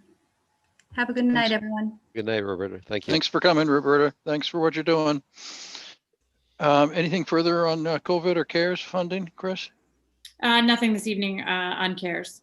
Okay, and you've got some budget stuff for us, I guess. Yep, just wanted to go over a couple of things. I sent you an updated budget sheet late this afternoon. There's a couple of highlights in there. You'll see that we have our cherry sheet from the governor. And as expected, we only had about a 1.2% increase in our state aid. We had been carrying level funded from fiscal year 21, so you will see a slight change on our budget amount, what we're carrying as a deficit currently. We also did receive some good news. Georgia met with vocational school, and due to a few less students, we have an $86,000 savings in the vocational school budget this year, which was great. And then as we talked at last week's meeting, if there are any questions about specific budgets or department heads you'd like to see, please let us know. And then two of the things in building this budget and working with the warrant committee, we have been prioritizing the funding of our capital and making sure we meet our financial plan this year. And so one of the things I'd like is Nick is going to present to you our reserve fund analysis, which I think is the key piece of our financial policy. I'll share my screen and then make sure we send this out to you as well.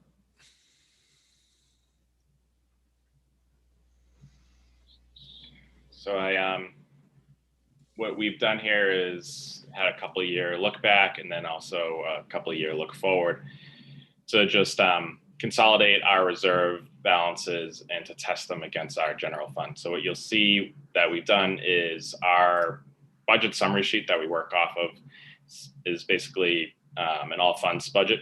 So what we're doing here is just backing out some of the items that aren't supported by the general fund. For example, revolving funds is supported by fees generated by certain activities. Enterprise fund is supported by water and sewer rates. The municipal building stabilization fund has a dedicated override and is separate from the general fund operating budget. Then there are a couple other items here that are transfers that we take money in and then just move it right out. So those don't affect our general fund budget. So when you break out those expenses, we get to a general fund expenditure of about $66 million tentative for fiscal year 22. Now, we want to test our reserves against that figure. What we've done in the next group here is pull our reserve balances and put them in one spot just so we can get them together and think about what they look like. For the first one is our lump sum reimbursement from the MSBA. We've been steadily drawing that down since the school projects of the early 2000s, and we'll be drawing it down in fiscal year 22 and then using the remainder 583 balance in fiscal year 23. So we have, that is a declining reserve for us. Each year, the town budget approved by town meeting includes a reserve fund that is under the control of the warrant committee. So that is the $150,000 that's set aside there that is available at the beginning of each year. The next line item we'll see here is the stabilization fund balance. This is the balance of our stabilization fund as of September 2020, plus the anticipated $200,000 that is included right now in the fiscal year 22 budget. So that gets us up to 1.89 million July 1, 2021 for the fiscal year 22 budget. The next number, which is highlighted because it's the big outlier, is the free cash balance, which we've given some information about. But we have about $3.3 million certified free cash at this time. The fiscal year 22 budget right now does not contemplate any use of free cash, which is why we're showing that full balance there. But depending on what the recommendation will be for using free cash, that number will certainly be adjusted as we go through the process. So right now we're carrying at 3.357 million, but we anticipate that that number might be used for items such as capital or making payments into stabilization. The last reserve that we're carrying is an account that's just reserved on our books. This is money this is interest earned on our MSBA reimbursement balance that we have used throughout the years. The most recent time was for the Wheelock School boiler replacement. And we paid for that project out of this account, and the reimbursements from that project went back in here. So it's a reserve that is available to be appropriated by town meeting. And we may make recommendations about how to use that this year. But that comprises the balance of our reserves, which brings us to about 6.1 million.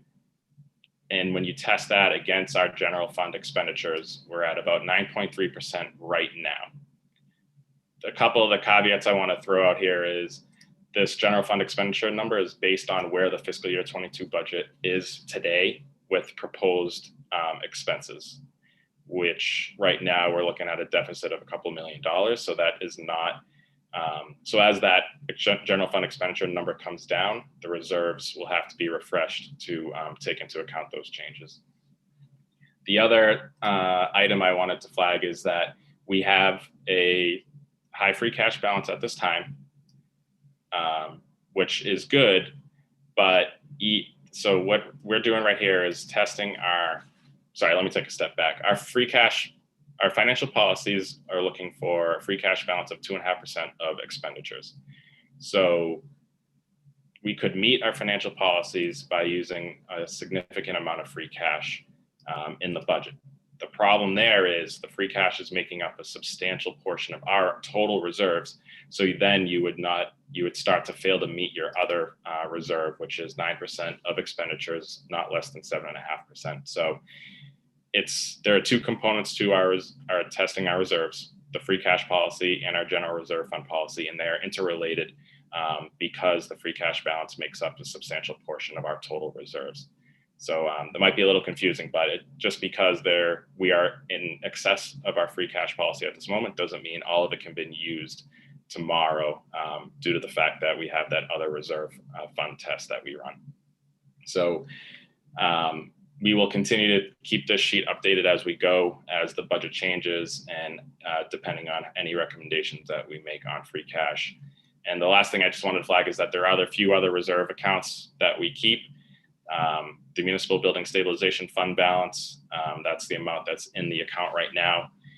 That is not considered as part of our reserves because it's set aside for a specific purpose. We can't change that purpose without town meeting approval and then subsequent voter approval because it's funded by an override. We have some reimbursements from the MSBA through the Dale Street project at this time. Those will be brought at town meeting with an article to move those back into the stabilization fund. And then the Water Enterprise Fund and the Sewer Enterprise Fund also carry free cash, retained revenue, and they're carrying between them almost $800,000 a piece. And that is obviously looked at separately because it's only for the enterprise fund, but I just wanted to flag those other reserve accounts. So that's a quick overview of where things stand, try to explain some of the interrelated pieces that we are keeping in mind as we look at the budget. And I'm happy to answer any questions or to discuss further. Gus, do you want to start?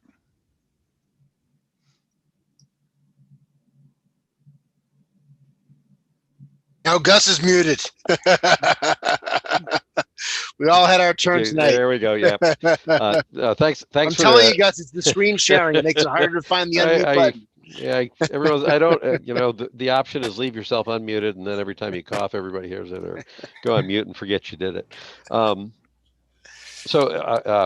First, thanks for the briefing, Nick.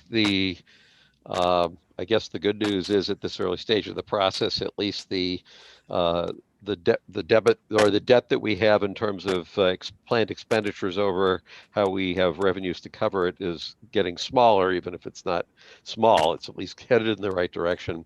And clearly, even if we wanted to do it, just taking free cash to cover the difference right now isn't going to get there. So there's still work to be done on that.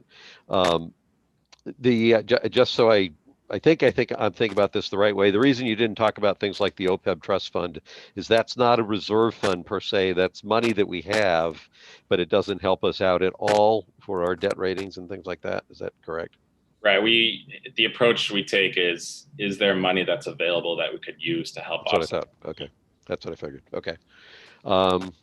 So no, I guess I don't have any immediate questions. I appreciate the briefing.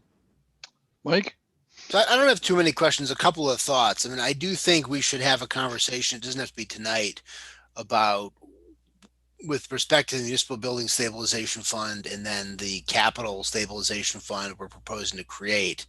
I don't know that those ought to count necessarily towards our reserve tests, but while they're not generally available, they are available, assuming we fund at some point the capital stabilization, they are available to offset potential unexpected expenses. And so when you think of the town's financial risk, and that's where I would distinguish it a little bit, because from the OPEB trust fund, which is really not available even to offset employee benefit costs now, right? It's sort of locked up until, at some point in the future, it's fully funded, and then we would pay the premiums on retirees' healthcare out of that trust fund once it was fully funded, but it's not there yet. So I think that's kind of a separate factor, even though I do think it's an important piece of our long-term financial policy. But for the Municipal Building Stabilization Fund and a Capital Stabilization Fund, I think maybe it should count half towards the test, because if there were an unexpected building expense,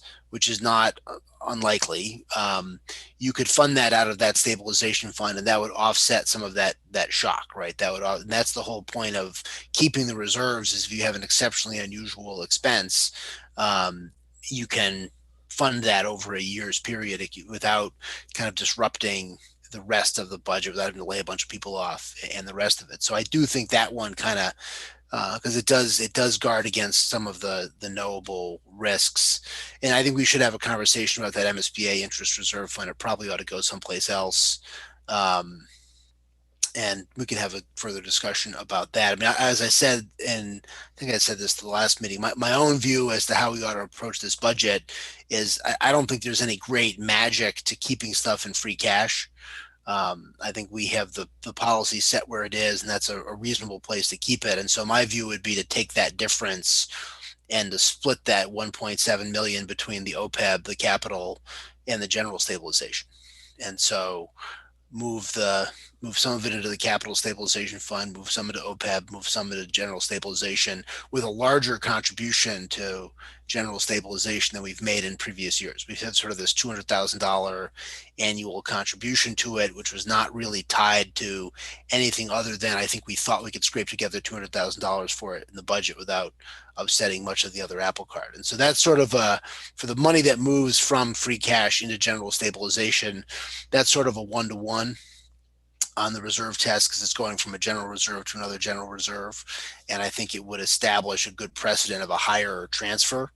And I do think going forward, that's how we ought to think about any excess free cash and moving it into those longer term specific accounts that are tied up a little more and are not just not, sort of not sitting there. I think we just need to get away from the notion of free cash as available for operating funds until our overall budget is in a different place. I think we just have to see that as money that ought to go towards the long term. And obviously that does have an effect of, if, for example, you can fully fund our recommended OPEB transfer this year with free cash, that's money that doesn't come off the tax levy this year for the OPEB contribution. The same is true for capital.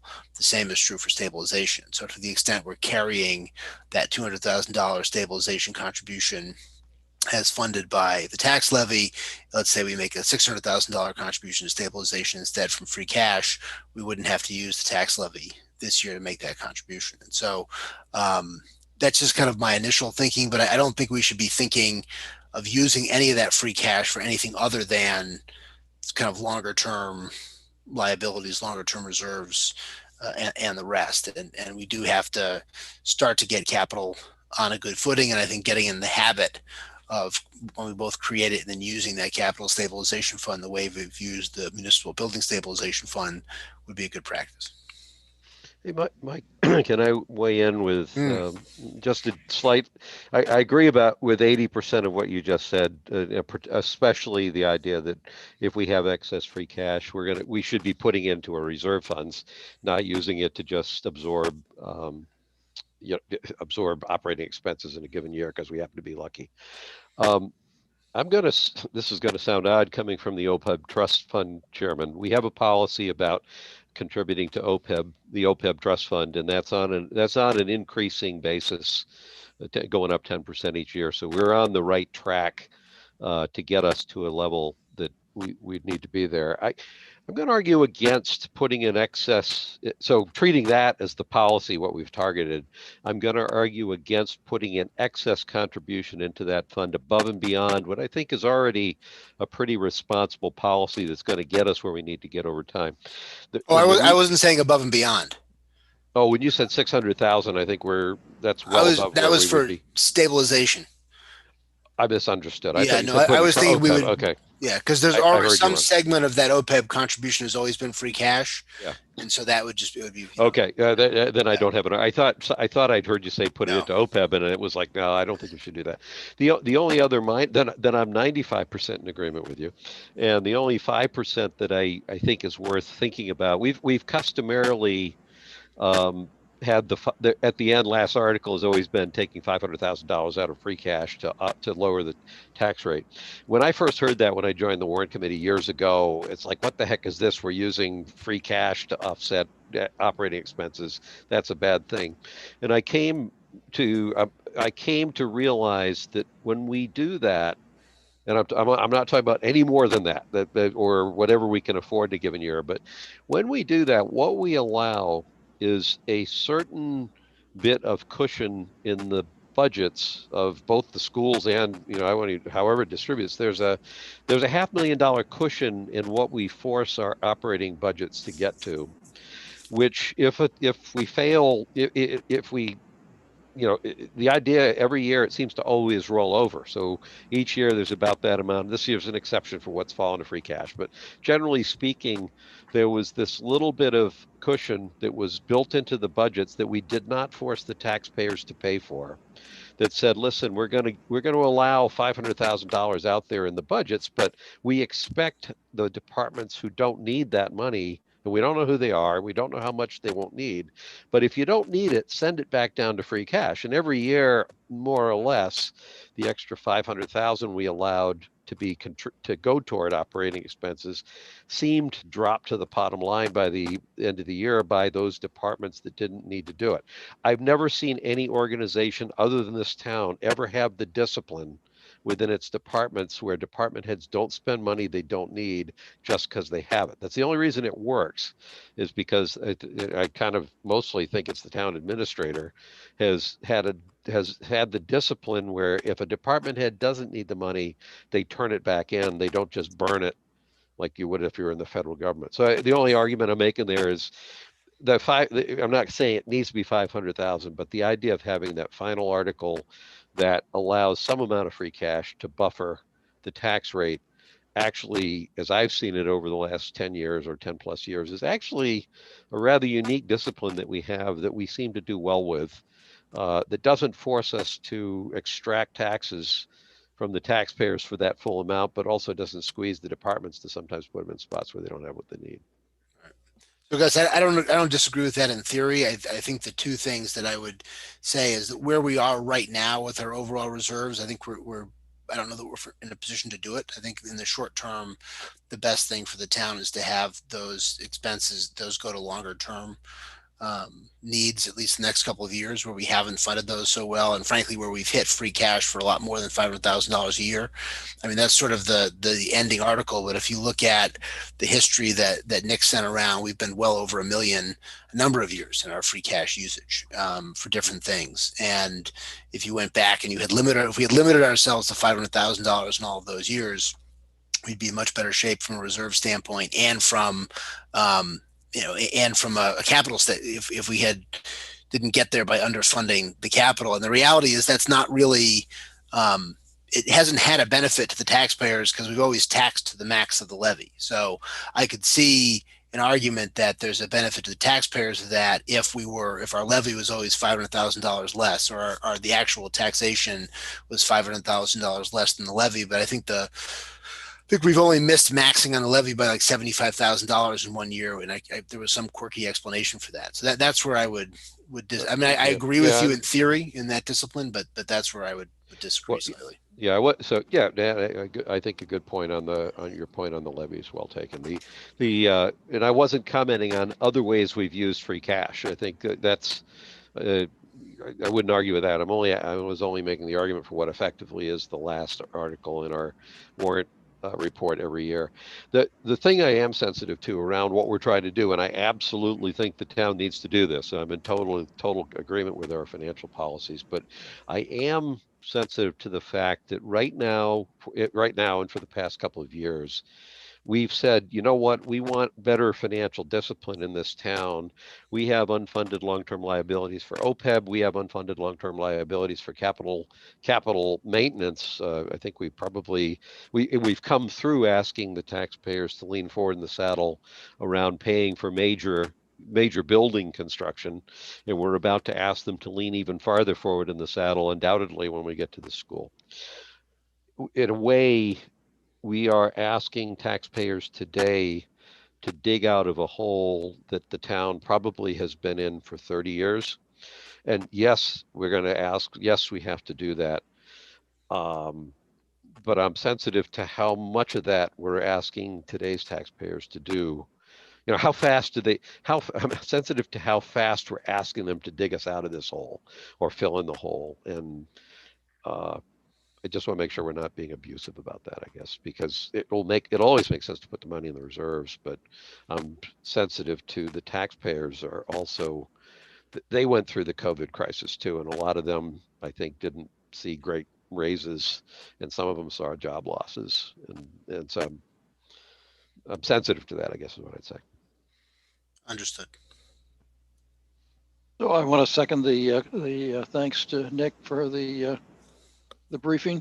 Helpful for me, certainly. And I agree that we generally want to be conservative in the finances and the reserves and how we use them.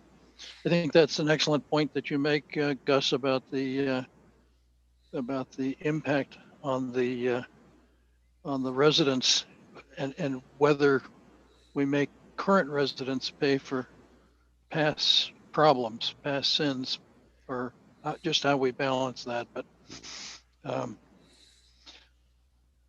okay.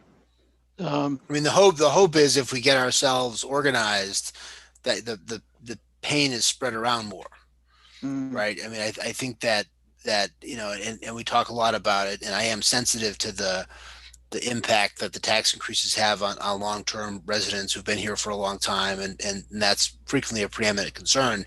At the same time, you know, for a lot of people who've been here for a long time, you know, they got the benefit of some of that underfunding, right? And they got the benefit of the fact that, you know, through the 80s and the 90s, there was a lot more state aid, right? I mean, Gus, I think one of the most eye-opening things that I've seen on town finances was that chart you put together when you did your sort of deep dive into the budget. And it's remarkable the extent to which almost all of the overrides that we've had, it's almost dollar for dollar to the reductions in state aid that we've received. And that essentially what we've done with, you know, the 6 or 7 overrides that we had between 2000 and 2010, and then the 3 that we've had since 2000, or 2 since we've had since 2010, I mean, is make up for the fact that we're going to maintain the same level of services while every year on in real terms, the state money goes down. Right. I mean, yeah.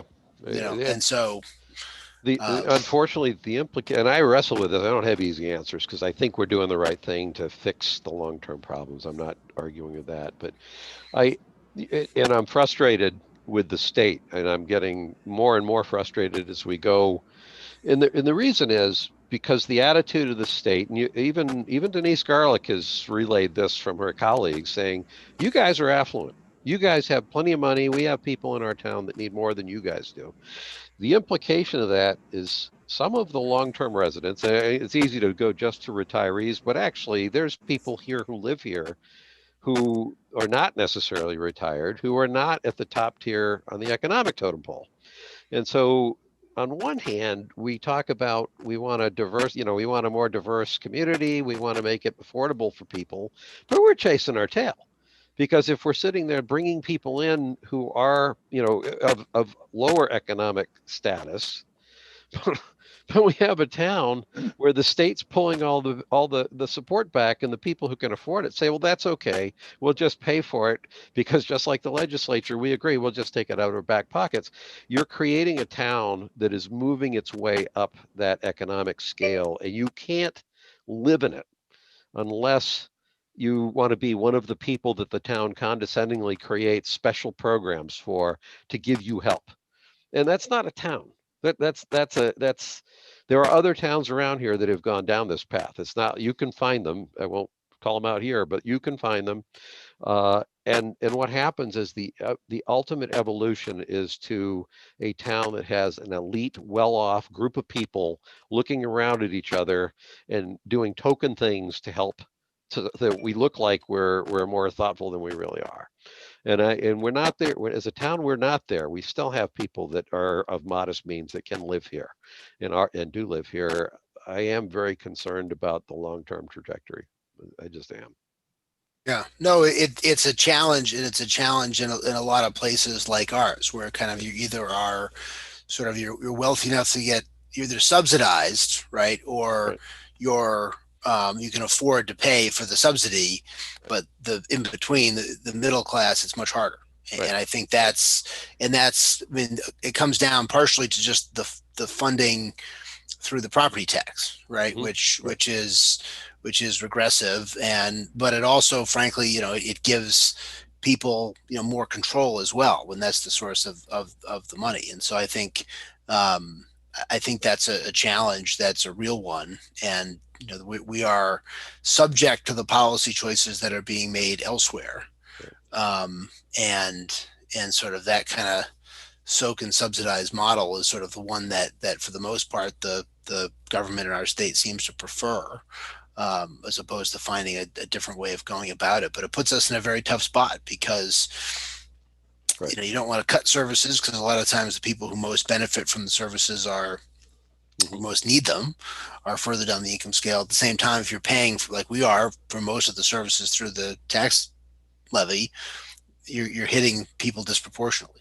who are in that position, and you combine that with the zoning rules, it makes it hard to build small houses, right? It's hard to build small affordable houses that don't fit into a program, right? Because we're not zoned to build small affordable houses, and frankly, a lot of people wouldn't want that, right? Because you hear so many people are concerned about, the worst possible thing that could happen is that more people would move here, and so it creates a number of challenges that we have to kind of do our best to navigate within the limited range of options that we have. To your point, if we were getting state support at the level that we were 12 or 15 years ago, we would all be smiling at each other at how straightforward our budget is right now. Yeah. Yeah. Even the schools would be happy.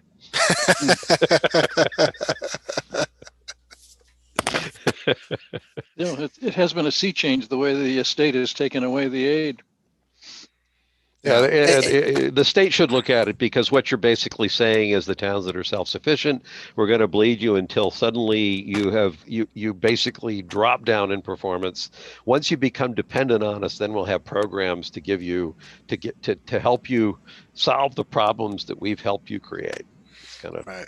Well, and just on another point too, when looking at sort of the capital and looking at our buildings, we do have to keep in mind that the economic reality of building the buildings we currently have is a lot different than it is now. And so when you mentioned us having more buildings than we need. Part of that is I suspect when we built 4 schools in the 1960s, we were not even paying 60 cents on the dollar of those schools. Who knows what it was? And even when we did the schools in 2000, the state reimbursement was higher than it is now. And so we are carrying a bigger share of that. And so it's not so easy to just say, well, we'll replace everything we have, when the economic assumptions of what we have are different, right? It was easier to have lots of buildings then because you didn't have to pay for them. Now you do. Back in 2000, the state had just changed the reimbursement formula for the schools. And so that if we didn't actually vote to do the schools, we would have dropped down substantially in our state support for the schools. That's right. Yeah, I remember that. Now we're all excited because we get 38% or 36% or 30%. 25% once you take all the limitations. All right. Well, we have some resignations to get to, Christine. I'm sorry. Right? All this doom and gloom and stuff. We have some reservations and resignations and appointments to do. I know. Before we get there, I just want to draw your attention to the town meeting warrant articles. We are currently up to 44 articles. I expect a few of these to drop off as we go forward, but it's already February and I'm starting to get nervous. We haven't had anybody in to discuss these, so I'm going to start to schedule some of the committees or groups that are proposing these articles to come in and explain them so that you're prepared to take a stand on them. Okay. I did, and I should have mentioned it earlier when Jeff and Abby were here. They did ask me to hold a warrant article to see if the Board of Selectmen would sponsor transferring a piece of property. I don't think we're going to be there before March. It'd be great if we can be, but I think there's still a lot of logistics to work out. Given that we are planning on having, it looks like it could be the potential for 2 special fall town meetings. So there is, we can keep moving forward on this and there'll be another opportunity in 2021. So we might be down to 43 articles, is basically what I'm saying. Trivia question for you, Christine. Yes. Do you know what the maximum number of articles, the greatest number of articles Medfield's ever had in one of its annual town meetings? No, but I love that I leave every meeting with an email to our town historian. Yeah, ask him the answer, because I want to have a sense of how many beers we need to give Scott if he manages to get this meeting over in one night. I will find out for you. That's why we're gonna have to start it at like 5 o'clock this year. Do it outside. Right. So, go all the way till midnight. All right. Get a comfortable chair. We are going to have to start much earlier. For no mosquitoes. Anyway, yes, you have some resignations this evening. Action items, committee appointments. Appoint Chris Carlin to the Transfer Station and Recycling Committee. Yes. So I think you have a letter in your packet from Megan Sullivan requesting the appointment. Yep. Do we have a motion? I would move that we appoint Chris Carlin to the Transfer Station and Recycling Committee. I would second that, and I would comment the background sound like he would be a good ad, just from what I read. Yep. Mr. Peterson. Yep. Mr. Murby. Aye. And Mr. Marcucci, aye. Chris and I used to coach softball back when our daughters were like in first and second grade, and now they're in college. So. And So then we you're have, saying he has time on his hands. Yeah. we have 3 committee resignations for Chris Cawley from the Medfield Wildlife Committee, from Nate Bazinet from the Board of Registrars, and from Tom Powers for the Medfield Wireless Committee. Do you want us to vote those? Didn't we also get a resignation from Eileen Disorder? We He did. did. It didn't come in time enough to put it on the agenda, so I was going to hold it for next week. Okay. Do we have replacements for Nate and Eileen? On the I Board of talked Registrars? to Jim Mullen, saying he is reaching out to both the Republican and the Democratic town committees and following that process. Okay. So. Do we have to move to accept these, or? Yes. All right, I would move that we accept the resignation of Chris Cawley from the Medfield Wildlife Committee, Nathan Bazinet from the Board of Registrars, and Tom Powers from the Medfield Wireless Committee. Second. Mr. Peterson. Yep. Mr. Murphy. Aye. And Mr. Marcucci. Aye. And then we have nothing on the consent agenda, no citizen comment, town administrator updates. Chris or Nick? I don't have anything this evening. Okay. Next meeting dates, February 9, 17, 23.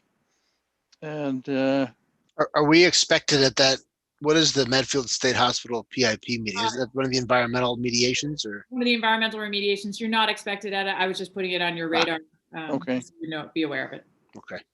And just a quick question on that. Tomorrow night's Dale Street School Building Committee, I think is that being posted as a joint meeting? So It it's is. it was. We were posted. The Board of Selectmen is posted to attend. Okay. Okay. So it's not technically us running a meeting to do business, but that's technically a meeting tomorrow night. Mhm. Okay. Good. Then Selectmen's reports, Gus. I don't have much to report. I know, as Todd was saying, he'll be back next week with the revised RFP for your review. So I think that's the next thing. I think Nick, he had communicated to you trying to get it to you by the 5th. So I'm assuming he will in parallel circulate that to the development committee, because actually we haven't even seen it yet. Although in the discussions, I think we know what the changes are, or at least the general direction of the changes. And outside of that, I don't believe I have anything other. I would certainly observe the good turnout for Al Manganello's visiting hours, and I was late getting over to the cemetery. The Legion was doing full military honors on it, and it was so doggone cold that I thought I should go over and make sure that there's somebody to stand there, and instead I wound up getting into traffic jams with the police having stopped intersections with all the traffic for people that were going. So it was a loss of a good citizen in the town, but I think especially given the circumstances, an awful lot of people in town demonstrated that they cared about him and they wanted to honor him. So I would echo that, Gus. I was at the burial, and it was a nice turnout. I would say I saw a lot of people there. I thought I recognized, since we were all wearing masks and winter hats and scarves and the rest. You couldn't tell who everyone was, but it was a great turnout, and a very moving ceremony and fitting for him. And thinking about him and Lou Fellini, those are really two giants in this town that have meant so much to so many people in this town. And it was good that there was an appropriate gathering for Al. I think it would have been 10 times what it was in normal times. And it's a reminder of not only we're losing people in this pandemic, we're also losing the opportunity to honor them and recognize them in the way that's fitting for their contributions. And so, but it was a nice ceremony, and both guys are going to be missed. I mean, just reading the list of organizations that Al was involved in and supported over the years, it's just amazing. And that's really how the civic life of our town comes together. And so I hope that there's further people in succeeding generations who sort of keep up that and try to keep up that civic life. But it's very sad to lose both those guys. So speaking of Al Manganello, he was the recipient of a Lifetime Achievement Award from the Medfield Foundation. And this past week, the Medfield Foundation met actually to try to reconstitute and get the volunteer awards running again. So hopefully those will return. Last night I went to the school building committee's traffic forum, and there actually I thought were some good ideas for solving the traffic or dealing with the traffic on Cross and some of the other streets. And I also went to Representative Garlick's annual report. Seems strange to have it on a Zoom call. And that's it for me. Anything else for the meeting? Nope, we'll see you next week. Okay. All right, I would move that we adjourn. Second. Mr. Peterson, Yes. Mr. Murby, Yes. and Mr. Marcucci, yes. See you all next week Have a or good night, tomorrow everyone. night, depending. Yeah, I'll see you tomorrow night.